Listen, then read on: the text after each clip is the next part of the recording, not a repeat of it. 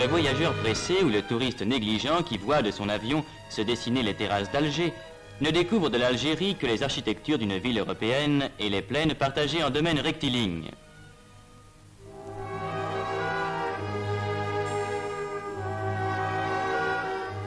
Sur la route, si pareille aux routes de France, il retrouvera les paysages de l'Hérault avec l'immensité de leurs vignobles. Il reconnaîtra dans les villages qu'il traverse de vrais villages français dont l'exotisme n'apparaît qu'au costume des citadins.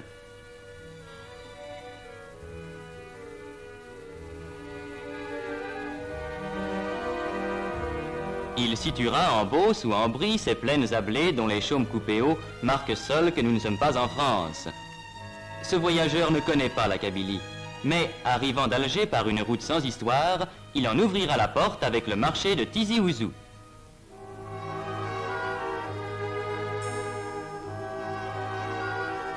Déjà, il aura rencontré par centaines sur la route ces paysans venus de 20 km à la ronde, à pied ou à dos de mulet, poussant leurs bêtes. Et il se trouvera soudain au détour de la route, devant une foule bigarrée d'où monte une immense poussière et un infini brouhaha.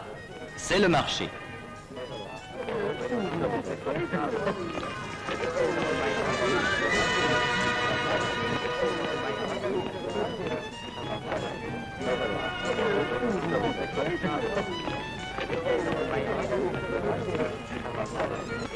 Là, 10 000 hommes peut-être se coudoient au plus près entre les bêtes attachées tête à tête et les échoppes en plein air où les artisans du coin offrent leurs marchandises. Là se rassemble pour une journée tout ce qui se vend et tout ce qui s'achète. Là se retrouvent tous les donneurs de nouvelles et aussi tous les marchands d'Orviétan. Et comme les femmes kabyles restent au village, c'est aux hommes qu'il appartient de faire les achats, même les plus strictement féminins, qu'ils découvriront avec orgueil ce soir devant une famille émerveillée. Lieu de discussions infinies entre acheteurs et marchands, immense rendez-vous auquel toute la région chaque semaine est fidèle. Seuil pittoresque et coloré, seuil bruyant et agité d'une Kabylie laborieuse et secrète. Tizi Ouzou, qui a rang de sous-préfecture, est le point de transition où, dans un décor presque européen, se rencontrent les traces caractéristiques du vieux pays berbère et les apports de la vie moderne où le café mort et le marchand de sel, apanage des bourgs de la vieille Afrique, voisinent avec le garagiste réparateur de pneus des grandes routes modernes. Point de suture entre deux mondes, l'un banal à tous les yeux, l'autre encore trop inconnu, où cette route qui monte va nous faire pénétrer. Car déjà s'amorcent les premières côtes de Kabylie, avec cette route magnifique dont les lacets découvrent à chaque tournant un paysage plus vaste. Cette route, vieille aujourd'hui d'1 siècle, a son histoire. Elle fut construite en 27 jours par les bataillons du maréchal Randon. Elle nous mènera à Fort National, l'ancien Fort l'Empereur, la première née des villes françaises en Kabylie, centre aujourd'hui d'une commune de plein exercice et d'une commune mixte qui groupent ensemble près de 90 000 âmes. Fort National est aussi l'un des centres d'où partent vers la France les Kabyles qui s'expatrient temporairement pour chercher travail et fortune.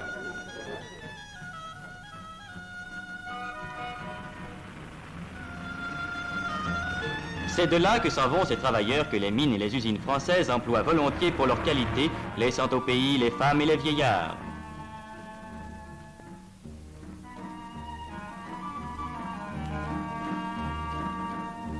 Et l'on comprendra l'importance de cet exode au bureau de poste de Fort National, lorsqu'on saura qu'il assure chaque mois la distribution de quelques 30 millions de mandats envoyés de France à leurs familles par les travailleurs kabyles. Car le Kabyle, s'il accepte de partir pour gagner sa vie, garde au pays natal des attaches indestructibles.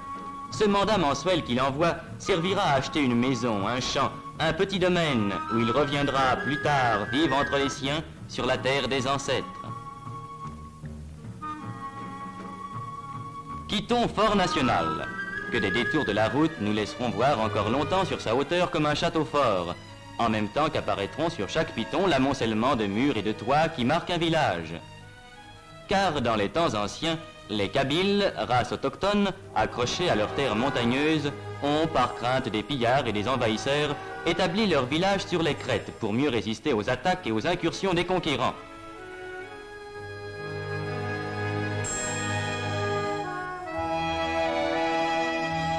Le sol, abrupt mais verdoyant, permet l'élevage et il n'est pas de famille qui n'ait ces quelques moutons que garde un petit berger aux yeux rieurs.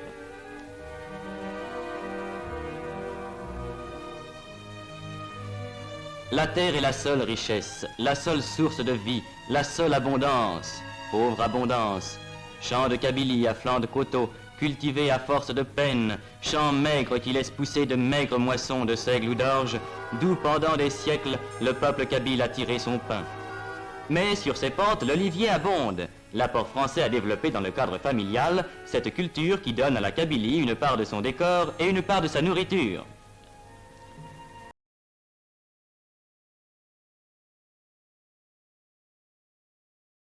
On prend part.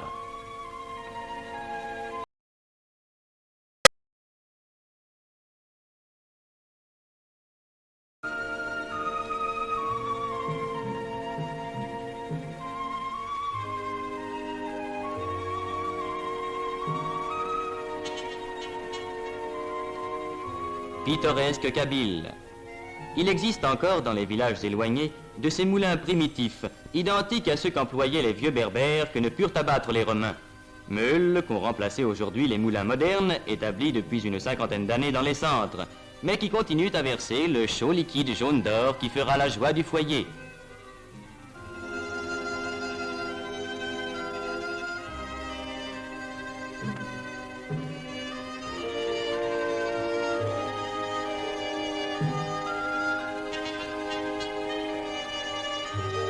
Nous nous arrêterons un instant auprès de la meule ancestrale. Nous regarderons couler le beau sang des olives, cette richesse liquide et parfumée dont l'odeur emplit à la saison chaque maison de Kabylie.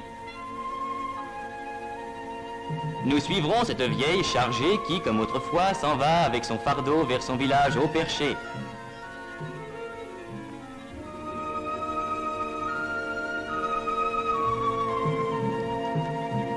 Nous la suivrons sur ces sentiers de chèvres, qui étaient avant la venue des Français les seuls moyens de communication dans ces réduits montagneux, l'imprenable citadelle d'une race indomptable.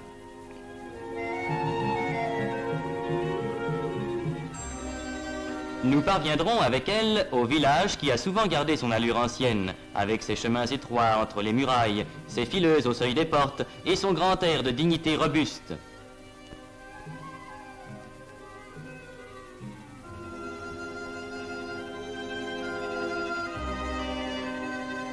Et nous découvrirons en contrebas, allongeant l'agglomération de la longueur de tant de morts, presque mêlés aux champs, le cimetière sans clôture où dorment depuis des siècles tous ceux qui dans ce même village ont labouré le sol, cueilli l'olive, élevé des mûres et sommeillé à l'ombre des figuiers.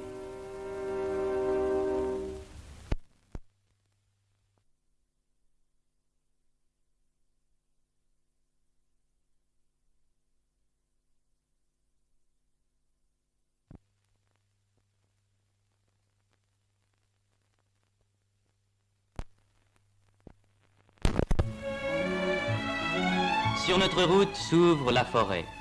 La forêt kabyle n'est pas une de ces forêts d'Europe aux fûts élevés sans effort jusqu'à de larges frondaisons. C'est une forêt d'une autre sorte. Le chêne-liège y est roi. Autre richesse primitive du pays kabyle, chaque année on y récolte par larges feuilles cette écorce légère qui partira vers les fabriques de France ou d'ailleurs où sa transformation s'accomplit. La forêt de Yakouren est l'un des centres mondiaux où s'approvisionne l'industrie du liège. Capitale des bouchons, la nomma un jour un voyageur. Boutade, boutade et vérité.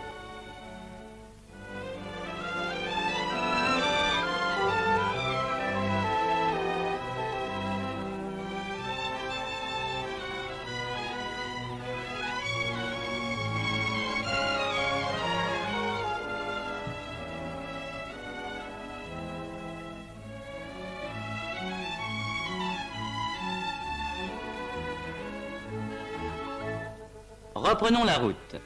Par de nouvelles côtes, nous atteindrons Michelet, qui étage ses maisons le long de sa grande rue à 1085 mètres d'altitude, et d'où l'on découvre un paysage montagneux barré au fond par les plus hauts sommets du Djurdjura, les crêtes de la Kouker et la pointe de l'Alla Khadidja.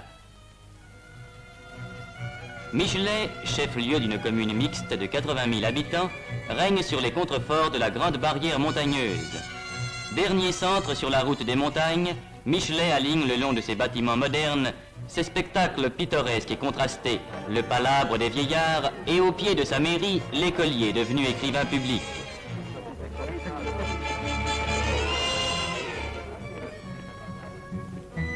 Ici, comme en d'autres centres de Kabylie, la prévoyance française a créé un dispensaire, régulièrement fréquenté par la population, dont la mortalité enfantine se trouve aujourd'hui considérablement réduite. En Kabylie aussi, l'apport français a été de créer pour ce peuple terrien une école d'arboriculture, où jeunes Français et jeunes Kabyles apprennent l'art complexe de la greffe et de la plantation, la science de l'arbre qui dans l'avenir décuplera peut-être la richesse de la Kabylie en faisant un vaste verger.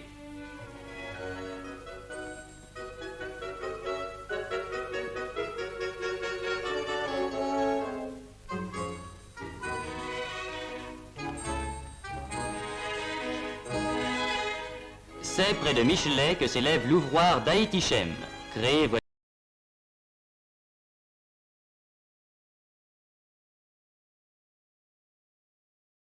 la mode du pays. Ces fillettes qui, pour la première leçon, ont appris la propreté physique, à qui l'on donne en même temps l'instruction et un métier. Car cette école, qui a fait dans tout le pays kabyle la renommée d'Aït-Ichem, est l'une des grandes réussites de l'apport français.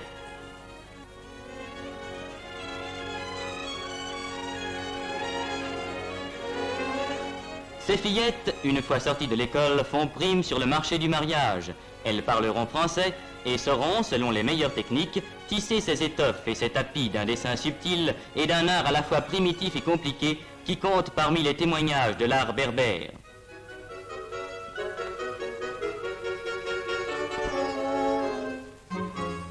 Mais ces fillettes témoignent aussi de l'importance qu'a prise en Kabylie l'assistance médicale depuis 100 ans. À Michelet, et c'est un exemple entre autres, les fillettes d'Aït-Ichem vont régulièrement subir un examen de santé à l'hôpital Sainte-Eugénie, où le personnel et le matériel répondent aux plus extrêmes exigences.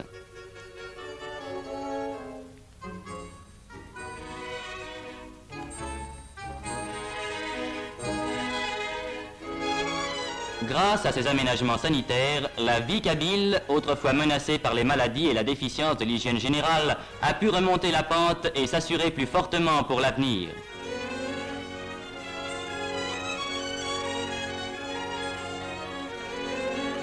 La population, si elle a longtemps marqué une certaine répugnance pour les soins de la médication européenne, s'y est maintenant habituée, et hommes et femmes font maintenant très couramment appel aux services installés par l'administration française.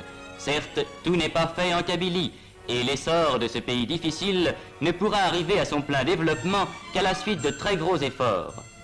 Mais c'est une marque de la continuité de cet effort que ces adductions d'eau, que ces barrages qu'on voit peu à peu surgir dans les vallées encaissées. Demain, ils permettront de créer dans tous ces villages perchés sur leurs pitons, grâce aux centrales électriques dont certaines sont déjà en action et d'autres en plein achèvement, plus de travail et plus de bien-être.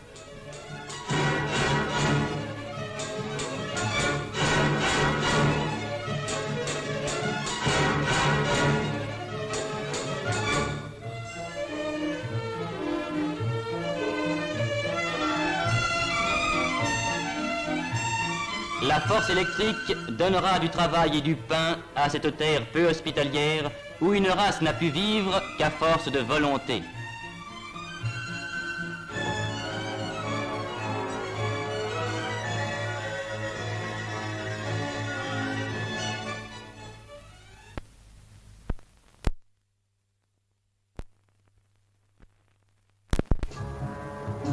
Déjà, la route qui permet les échanges, qui facilite les transports, a été le premier bienfait. Le Kabyle, enfermé dans ses montagnes et qui n'avait que des sentiers, en connaît maintenant le charme et l'utilité. Grâce à elle, les voisinages sont plus fréquents, les transactions plus commodes. Au pied même du Djurdjura, le marché de Djemma a vu croître ses échanges et sa clientèle habituelle. De bien loin, grâce à la route, affluent à Djemma les bergers des montagnes et les artisans des villages. Au milieu d'une forêt d'oliviers, au bord d'une rivière qui ne tarit jamais, le marché de Djemma mêle la foule bruyante des marchés de tous les pays autour des éventaires pittoresques. Le potier y étale sa vaisselle. Le tailleur y coud son vêtement, dans ce mouvement continuel de marée humaine, au son du marteau du maréchal qui ferre des mules à grands coups.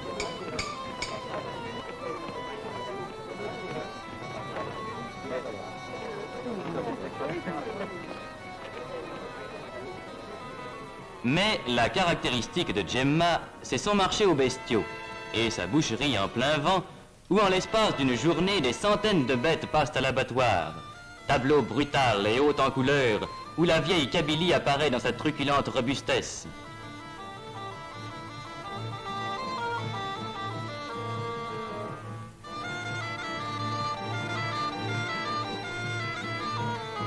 C'est là qu'avant le départ, on se régalera d'une brochette savamment découpée, savamment préparée, savamment cuite. Le régal du marché d'Afrique. Et ce sera le soir sur la place vide, l'heure des charognards, ces auxiliaires gratuits de la voirie qui feront place nette. Abandonnons aux charognards le marché de Djemma et poursuivons notre route vers les villages des Béni Yéni. On ne connaîtrait pas la Kabylie sans avoir vu ces 6 villages qui en sont proprement le cœur. Sans doute, depuis l'ère française, les villages ont changé. La dure silhouette du château d'eau qui domine Aït Larba en est le premier témoignage. Car aujourd'hui, ces 6 agglomérations qui groupent la plus forte densité humaine en pays kabyle, 248 habitants au kilomètre carré, connaissent sur leur sommet le miracle de l'eau vivante, cette eau qu'il fallait naguère charrier le long des pentes.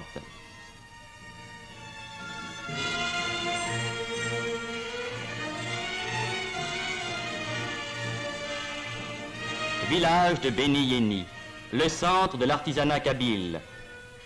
Il compte surtout, et depuis les temps les plus anciens, une population dont l'évolution intellectuelle et manuelle fut toujours en avance sur celle de leurs frères. Ici, dans chaque maison, un tour ronronne, un marteau tinte, un rabot gronde. Ici, l'orfèvre compose ses lourds bijoux d'argent. Ceux-ci qui faisaient l'orgueil des siècles passés, ceux-là auxquels l'époque a donné un nouveau tour.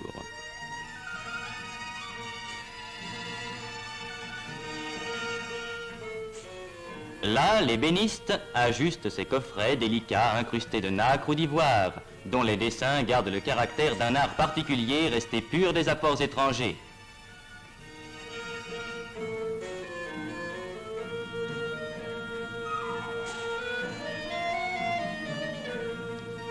C'est à cause de cette sorte de maturité intellectuelle que traduit si bien la vie artisanale des Béni Yéni que la France a tenu à leur donner depuis des années un statut administratif spécial, en y créant des centres municipaux résolument autochtones et en conférant l'écharpe de mer à des citoyens choisis dans la population.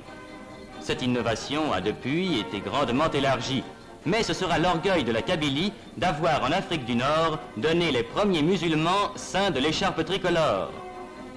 C'est ainsi qu'on peut voir, comme au centre municipal de Tassaf Tougemoun, autour de son maire revenu de Paris après y avoir travaillé des années, un conseil municipal uniquement composé d'enfants du pays, examinant avec compétence les affaires de la commune, réglementant, décidant et statuant avec l'autorité sur l'administration communale.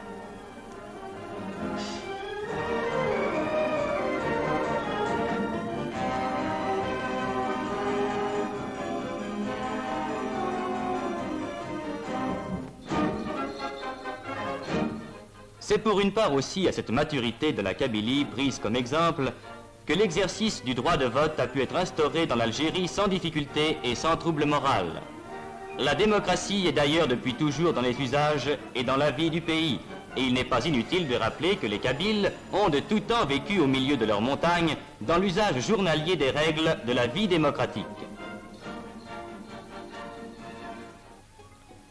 À ce peuple évolué, la vie française se devait d'apporter les bienfaits exigés par l'intelligence. C'est pourquoi, dès 1883, cette école, la plus vieille école française d'Afrique, s'élevait à Taourirt Mimoun. Vieux mur où depuis plus de 60 ans sont passées plusieurs générations de Kabyles et où sans conteste s'est forgé dans les âmes des enfants qui y passèrent le vrai sentiment de la solidarité française. Depuis, l'œuvre s'est affirmée. Les écoles se sont multipliées, l'instruction s'est développée. Déjà, la Kabylie fournit des instituteurs, et il n'est pas rare de rencontrer parmi eux des ménages d'instituteurs, lui kabyle, elle française. Ainsi, dans la plus vieille école d'Afrique comme dans la plus récente, cette école destinée aux filles, extraordinaire révolution car jusqu'ici la coutume kabyle s'y opposait, s'opère la grande tâche d'instruction et d'éducation qui assurera au peuple kabyle les gages d'un avenir florissant. Fillettes de Kabylie élevées dans le climat et le goût de l'instruction française, elles seront demain dans leur foyer les meilleures tenantes de la raison française.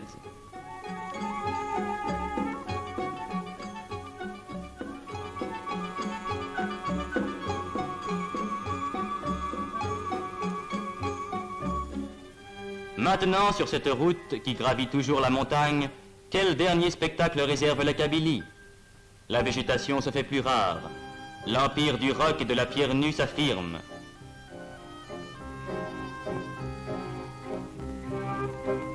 Un dernier village perdu dans sa montagne qui allonge ses toits étrangement plats, prescience d'un autre monde. La montagne toujours plus rude, toujours plus sèche. Et tout à coup, au détour de la route, cette caravane qui a passé l'école et qui vient du désert.